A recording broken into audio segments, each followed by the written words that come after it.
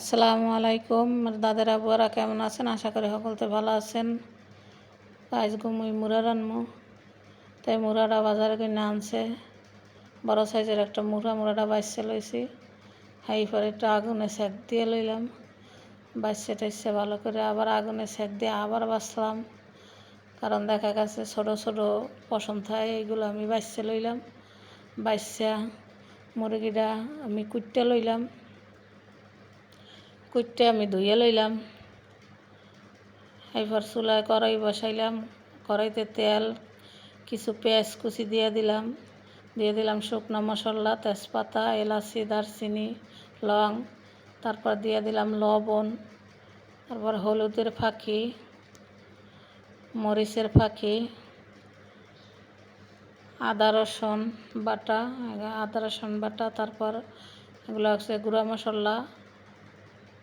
তারপর একটু পানি দিয়ে দিলাম, পানি দিয়ে এরপর মশলাটা ভালো করে কষাইলাম, একটু লাড়াচাড়া দিয়ে দিলাম।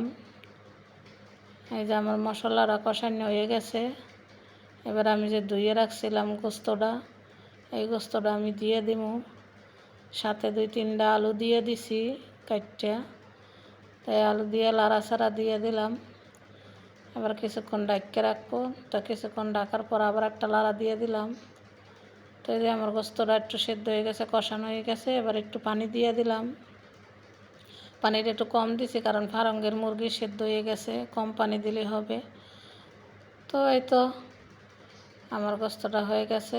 এখন কিছু টালা জিরার ফাঁকি দিয়ে দিব। তো এই তো টালা জিরার ফাঁকি দিয়ে দিলাম। এরপর দিয়ে একটু লাড়াচাড়া দিয়া, এই যে দেখেন আমার গোস্তটা হয়ে গেছে, একটা বলকানাই লইছি। এরপরে আর নামাই গেলাম, চুলাটা অফ করে দিলাম। তো এই তো হয়ে গেছে আমার রান্না করা। তো দেখেন এই যে, আর আমার রান্নাটা যদি ভালো লাগে লাইক কমেন্ট শেয়ার করবেন। ধন্যবাদ, সবাই ভালো থাকবেন। আল্লাহ হাফেজ।